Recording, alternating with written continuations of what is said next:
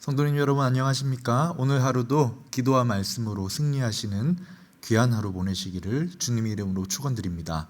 먼저 샘물의 기도로 하나님께 함께 기도하며 시작하겠습니다. 마음 모아 샘물의 기도를 하나님께 드리겠습니다. 먼저 우리의 믿음을 고백합니다. 우리의 생명과 구원 되시는 하나님 아버지, 우리의 일상이 주님의 사랑과 세밀하신 손길 아래 있음을 고백합니다. 오늘도 마음 다해 주님을 사랑하고 힘을 다해 주의 뜻을 행하는 믿음의 걸음을 걷게 하소서. 나라를 위해 기도합니다. 이 나라를 세우시고 위기 때마다 도우신 하나님, 국민들을 코로나로부터 보호하시고 나라의 안위를 지켜주소서. 경제 상황이 안정되게 하시고 일터를 지켜주시며 평화로운 일상이 회복되게 하소서. 성경의 가치에 부합한 법률과 제도와 문화가 이 땅에 세워지게 하시고 북녘 땅에 신음하는 주의 백성들을 보살펴 주소서. 교회와 예배를 위해 기도합니다.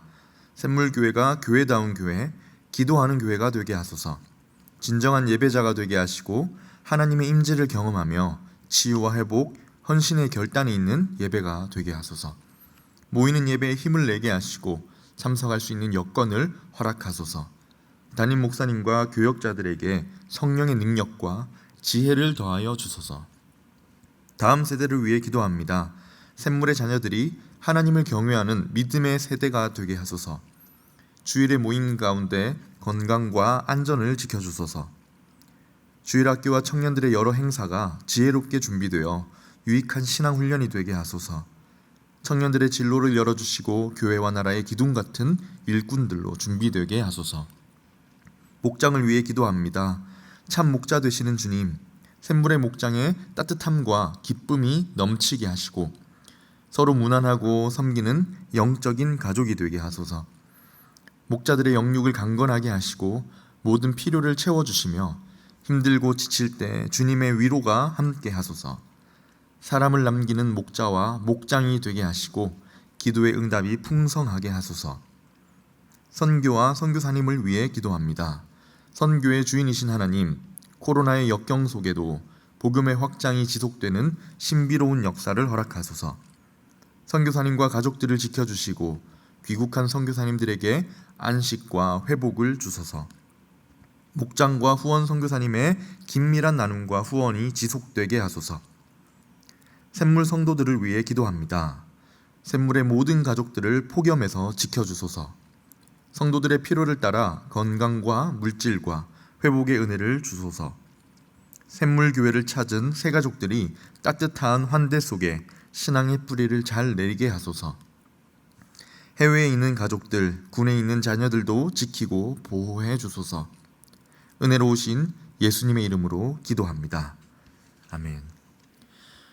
오늘 우리가 함께 나눌 하나님 말씀은 예레미야 17장 1절에서 18절까지 말씀입니다.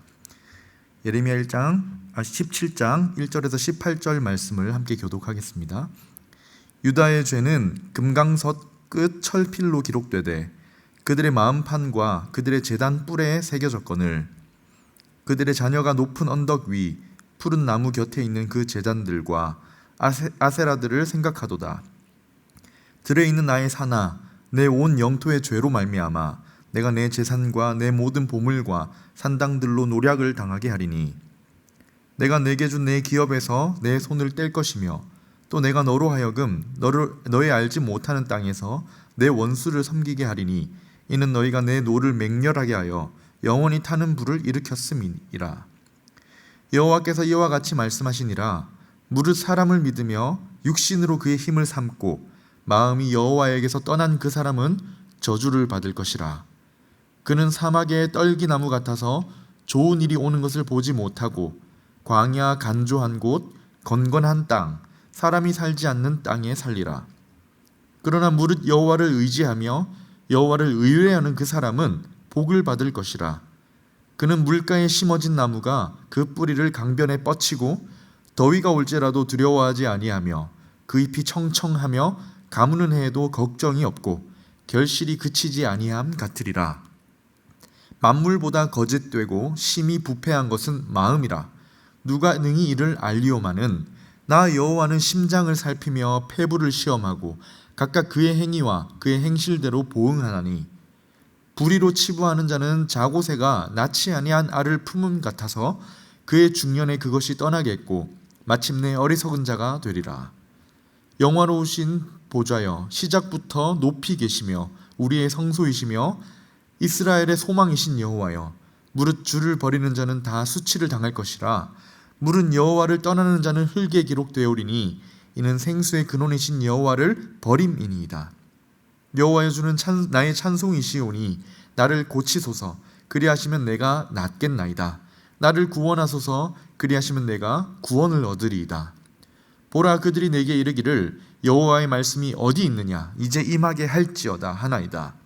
나는 목자의 직분에서 물러가지 아니하고 주를 따라 싸우며 재앙의 날도 내가 원하지 아니하였음을 주께서 아시는 바라. 내 입술에서 나온 것이 주의 목전에 있나이다. 주는 내게 두려움이 되지 마옵소서. 재앙의 날에 주는 나의 피난처시니이다. 나를 박해하는 자로 치욕을 당하게 하시고 나로 치욕을 당하게 마옵소서. 그들은 놀라게 하시고 나는 놀라게 하지 마시옵소서. 재앙의 날을 그들에게 임하게 하시며 배나 되는 멸망으로 그들을 멸하소서. 아멘. 오늘 본문은 우리가 죄에 빠지는 이유와 그에 대한 해결책에 대한 말씀입니다. 죄에 빠지게 되는 이유가 무엇인지, 그리고 그에 대한 근본적인 치료책이 있는가에 대한 말씀입니다. 본문에 보면 예레미야가 유다의 죄를 지적하지요. 유다는 아세라와 바알을 혼합해서 그 가나안 민족이 섬기던 신들을 섬기는 죄에 빠졌습니다. 이미 우리는 예레미야의 예언들을 통해서 유다가 지어온 죄악을 살펴보았습니다만, 오늘은 유다가 그렇게 죄에 빠진 이유를 살펴보고 우리가 죄에 빠지는 이유 또한 알게 되며 유일한 해결책, 근본적인 치료책이 무엇이 있는지 살펴보려고 합니다. 여러분, 우리가 죄에 빠지는 이유가 무엇입니까? 특히 하나님을 떠나는 죄, 하나님을 반역하여 짓는 죄를 짓는 이유가 무엇일까요? 그리고 그에 대한 근본적인 치료책은 무엇이 있습니까? 오늘 예레미야 말씀을 통해 함께 살펴보도록 하겠습니다. 첫 번째로 우리가 죄를, 특히 하나님을 떠나는 죄, 하나님을 떠나고 죄를 짓는 이유는 마음 때문입니다. 마음이 하나님에게서 떠났기 때문입니다. 우리의 마음이 하나님에게서 떠날 때 하나님으로부터 떠나 죄를 짓고 죄에 빠지게 된다는 것이지요. 오늘 본문 1절에서 4절에 보면 유다가 지은 죄가 무엇인지를 지적합니다. 그에 대해서 그리고 심판을 예언합니다. 1절에서 4절에 지은 죄와 심판에 대해서 예언을 한 직후에 이어지는 5절에서 8절에 보면 누가 그렇게 죄를 짓는지를 설명하는데요. 이 설명 방식이 대조입니다. 두 종류의 사람을 대조하는데요. 한쪽은 사람을 믿고 의지하는 사람, 곧 그 마음이 하나님에게서 떠난 사람이고요. 또 다른 대조군인 한쪽은 하나님을 의지하는 사람, 하나님을 의뢰하는 사람입니다. 그러니까 지금 이 본문의 구조상 예레미야가 말하는 죄에 빠지는 이유, 유다 너희가 이렇게 하나님을 떠나서 죄에 빠진 첫 번째 이유는 너희 마음이 하나님에게서 떠났기 때문이다라는 것이지요. 본문 5절을 한번 같이 읽어보겠습니다. 여호와께서 이와 같이 말씀하시니라. 무릇 사람을 믿으며 육신으로 그의 힘을 삼고 마음이 여호와에게서 떠난 그 사람은 저주를 받을 것이라. 유다가 죄를 지은 이유가 무엇이라고 하십니까? 어떤 사람이 하나님의 저주를 받게 된다고 하십니까? 마음이 하나님에게서 떠난 사람입니다. 마음이 문제입니다. 마음이 하나님에게서 떠나면 사람을 믿고 그의 힘을 의지하게 되는 것이죠. 오늘 본문에 보면 하나님으로부터 마음이 떠났던 유다가 죄를 지었습니다. 본문 1절에 그 시작에서도 유다가 그 죄를 마음에 새겼다, 그 지은 죄가 마음에 새겨졌다라고 표현합니다. 1절을 읽어보면 이렇게 나옵니다. 유다의 죄는 금강석 끝 철필로 기록되되 그들의 마음판과 그들의 제단 뿔에 새겨졌거늘 죄가 어디에 새겨지냐면 마음에 새겨진다고 합니다.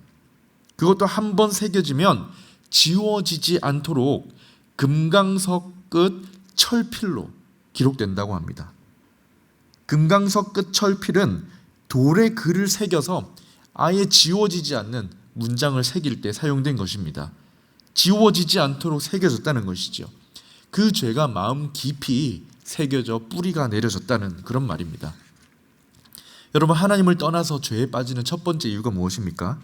마음이 떠났기 때문입니다. 마음이 하나님에게서 떠났기 때문입니다. 잠언 4장 23절에 보면 마음을 지켜야 된다. 마음이 얼마나 소중한지에 대해서 이야기하는데요. 이렇게 말씀합니다. 모든 지킬 만한 것 중에 더욱 내 마음을 지키라. 생명의 근원이 이에서 나기 때문이다. 마음을 지켜라. 생명의 근원이 거기서 나기 때문이다 라고 합니다. 마음은 어떤 곳입니까? 생명이 나는 곳, 생명을 좌우할 만큼 중요한 곳. 구약 성경에서 마음은 생명이 나는 곳이라는 의미입니다. 생각과 의지와 행동이 나오는 근원이 바로 마음입니다. 따라서 하나님으로부터 하나님에게서 마음이 떠나면 생각도 떠나고 의지도 떠나고 행동까지 다 떠나버리는 것이죠. 그래서 지혜자가 뭐라고 하냐면 지킬 만한 모든 것 중에 더욱 내 마음을 지키라고 하는 것입니다. 여러분, 첫 번째로 하나님을 떠나 죄에 빠진 이유가 무엇입니까? 마음이 하나님을 떠나기 때문이다 라고 했습니다. 두 번째로 하나님을 떠나 죄에 빠지는 더욱 근본적인 이유가 있는데요. 두 번째는 인간 마음 자체가 거짓되고 부패했기 때문입니다. 사람의 마음은 원래부터 선하지가 않다는 것이죠. 그 근본부터가 거짓되고 부패했다는 것입니다. 우리의 마음이 이미 죄로 부패하고 거짓되었기 때문에 하나님을 떠나 죄에 빠질 수밖에 없는 연약한 인생이다라는 것이죠.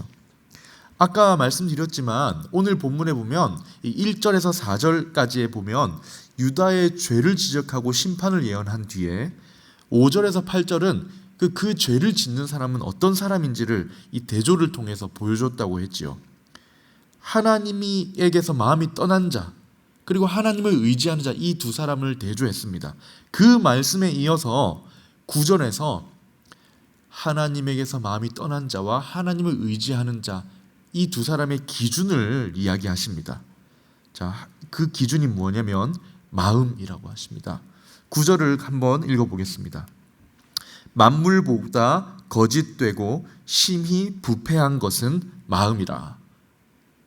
만물보다 거짓되고 심히 부패한 것은 마음이라. 누가 능히 이를 알리오마는. 여러분, 앞서 유다의 죄가 어디에 새겨졌다고 했습니까? 마음에 새겨졌지요.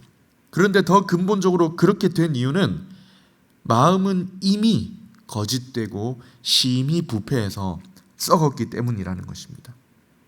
병을 앓고 있다는 것이죠. 아까 언급했듯이 우리 생각과 의지, 행동의 좌소, 근원이 되는 사람의 마음이 근본적으로 거짓되고 부패했기 때문에 하나님을 떠나 죄에 빠지게 된다는 것입니다. 이 마음의 거짓됨과 부패함은 우리 내면에 숨겨진 거기 때문에 아무도 볼 수가 없습니다. 그래서 아까 읽은 9절에도 보면 누가 이를 알리오마는 이라고 했지요. 근데 아는 분이 계십니다. 하나님이 아십니다. 하나님이 다 보고 계십니다. 하나님은 우리의 그 마음 상태를 아시고 그 행위에 따라 심판하십니다. 10절에 이렇게 말씀하지요. 나 여호와는 심장을 살피며 폐부를 시험하고 각각 그의 행위와 그의 행실대로 보응하나니. 심장과 폐부는 모두 마음입니다. 사람의 인격과 본성의 그 숨겨진 마음을 말하는 것입니다. 이 숨겨진 마음을 하나님께는 숨길 수 없다는 말입니다. 굉장히 비관적입니다. 만물보다 거짓되고 심히 부패했다. 우리 마음이 그렇다는 말에 소망이 있는가? 모든 소망이 끊어지는 느낌입니다. 그러면 어쩌라는 말입니까? 이런 말이 나올 정도로 비관적이라고 말씀하십니다. 마음이 하나님에게서 떠난 것, 그게 죄에 빠지는 첫 번째 이유였는데 사실은 두 번째 무엇입니까? 더 근본적으로 마음이 그만큼 거짓되고 부패했기 때문이라는 것입니다. 우리의 마음에는 소망이 없어 보입니다. 하나님을 향해 돌이키고 하나님을 마음 다해 섬기는 것이 불가능해 보이기까지 합니다. 근본적인 치료가 필요해 보입니다. 가능할까요? 이 죄의 근원을 해결할 방법이 있을까요?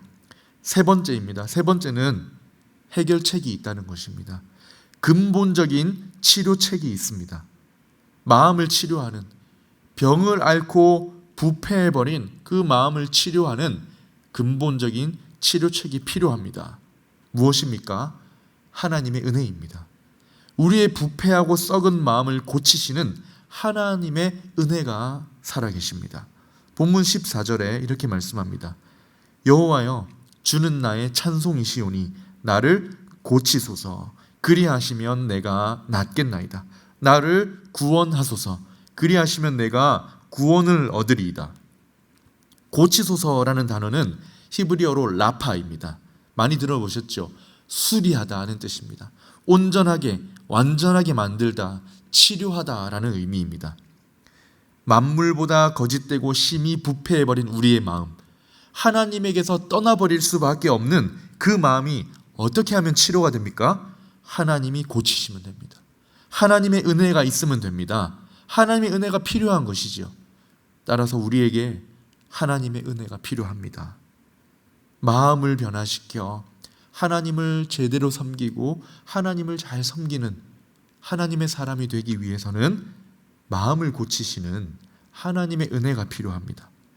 마음의 근본적인 변화에 대해서는 성경이 지속적으로 이야기하지요. 우리가 잘 알고 있는 로마서 12장 2절에서 뭐라고 하십니까?